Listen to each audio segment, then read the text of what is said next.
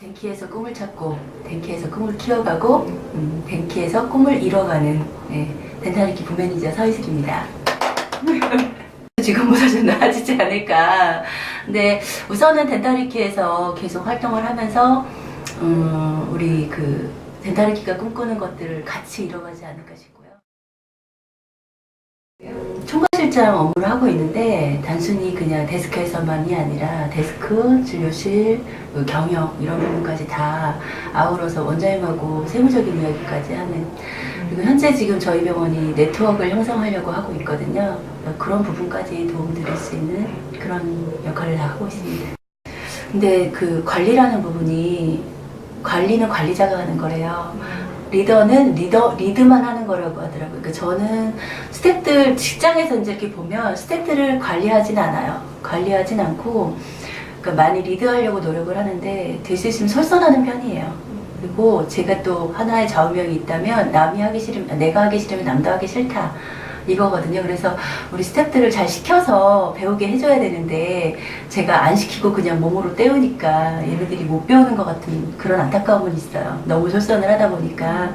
그래서 될 수 있으면 제가 몸으로 보여주고 보면서 따라오게끔 만드는 타입이거든요. 그래서 잘못하거나 이런 부분은 이제 교육 프로그램을 만들어서 교육을 해주고요. 병원 원내 강의를 해서 교육 프로그램 만들어서 교육을 해주고, 교육을 했는데도 불구하고 안 따라오면 그 부분에 대해서 체크를 하죠. 내가 이렇게 가르쳐주지 않았는데 하면서 체크해주고, 네, 이건 이렇게 하라고 했는데 이렇게 해놨네, 이거 좀 다시 한번 확인해주세요, 이렇게 하거나 그런 식이에요. 그래서 어떨 때 보면 우리 2년차 선생님들이 내가 너무 풀어줬나? 라는 생각이 들 때가 있어요. 들 때가 있는데 그것도 한때라고 생각을 해요. 그리고 그런 걸 가지고 이제 또 꼬치꼬치 하고 뭐 하면은 또 서로 피곤하니까 그냥 될 수 있으면은 많이 풀어주려고 많이 애를 쓰죠. 애를 쓰고 솔선하는 편이에요. 그 제가 비전공자이다 보니까 처음에 보험을 접했을 때 이게 뭘까라는 생각을 했었거든요. 그런데 제가 처음에 시작한 거는 우선은 책을 팠어요. 책 한 권 사서 독학하고, 그리고 강의 한 두세 번 듣고, 그러고 나서부터는 이제 보험청구에서 실무로 연습을 하다가 지금의 자리까지 오게 된 것 같아요. 네. 삭감률이 몇 프로예요? 지금 1% 이하예요. 저희 같은 경우 그 마케팅화로 돌리고 있거든요. 어떻게 하냐면 제 주변에 있는 치과도 좀 저렴한 치과가 있다 보니까 이제 가격대를 선정을 하는 데 있어서 우리 환자분들께서 좀 여기 비싸다 이런 말씀들을 하시는데, 이제 임플란트가 보험화되는 과정에서 국가에서 인정한 금액이 시술료만, 행위료만 100만 원이 넘거든요. 그리고 거기에다 보철하고 픽스처를 따로따로 그 첨부하게 되어 있어서 맥시멈 130만 원까지도 개인의원에서 받을 수 있는 금액적인 부분이 설정되어 있어요. 얼마 전에 저희 환자분께서 한 64세 정도 되셨는데 2013년도에 다녀가셨다가 다른 데에 가셨다 다시 오신 거예요.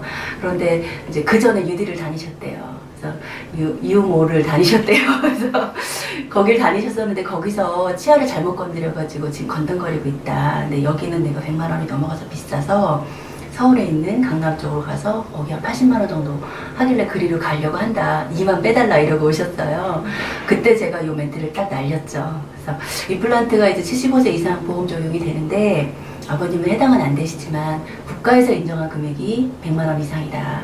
그래서 정말 그렇게 저가로 가면 그만큼 대충대충 진료하고 제대로 된 꼼꼼한 진료가 될 수 없고 그 사후의 관리 문제도 다 포함되는 부분이기 때문에 가격을 따라가시는 거는 아버님 건강에 문제가 있을 수 있다. 잘 고려해 보시라고 그랬더니 저한테 계속 질문을 하시면서 저희 병원에서 하실 것처럼 이렇게 유도가 되셨어요. 그래서 저에 대한 신뢰가 아무래도 좀 높아진 부분이 있어서 아버님 계속 저한테 질문을 하시고 그랬던 경험이 있는데, 저희 같은 경우는 그래서 그 비용을, 그러니까 저희가 이제 100만 원 상위로 중간선으로 이제 더 됐었는데 조금 떨어뜨리긴 하겠지만 국가에서 인정한 금액이기 때문에 더 이상 떨어뜨릴 수 없다. 그런 부분으로 마케팅만 시키면 훨씬 더 도움이 되겠더라고요. 저는 치석 제거하고 구강내 소염술을 동시에 한 케이스예요. 그래서 치석 제거가 100이고 구강내 소염술 0.5로 해서 치주 질환과 구강내 소염술을 같이 했을 때 그 케이스로 보시면 되시거든요. 그래서 치근할 때과 구강내 소염술을 같이 했을 때도 구강내 소염술은 0.5, 치근할 때는 100. 브릿지 제거하고 발치할 경우에 싱글일 경우에는 발치만 인정을 받고요. 브릿지일 경우, 그러니까 이게 보철물 제거를 할 때 브릿지인 경우에는 발치와 브릿지 제거를 다 100대 100 인정을 해주고요. 만약에 싱글 크라운을 제거를 하는 거라면 발치와 동시에 크라운이 제거가 되는 거기 때문에 그건 발치만 인정을 받습니다. 저는 힘들고 지치고 내가 이래도 될까라는 생각이 들 때 오히려 밖으로 나와야 된다고 생각이 들어요.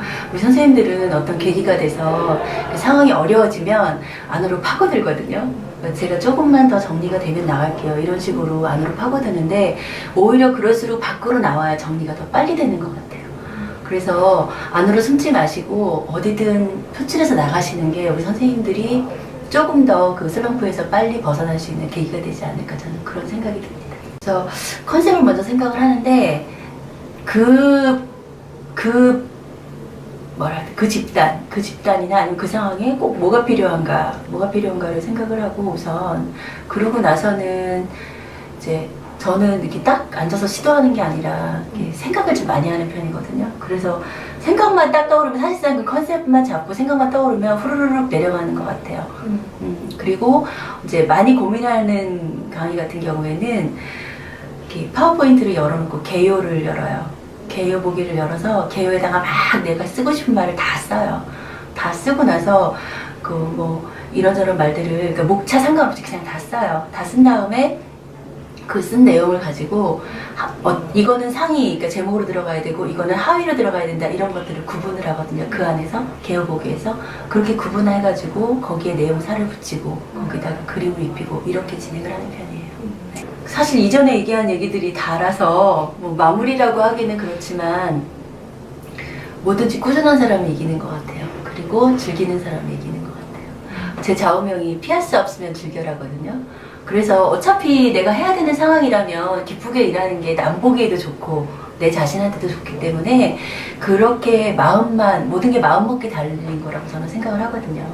그게 진짜 마인드의 가장 큰 문제인데 그렇게 마음을 먹으면 어떤 상황이든 어떤 뭐 문제가 닥치든 간에 그냥 웃으면서 털털 털고 넘어갈 수 있지 않을까 그런 생각이 듭니다.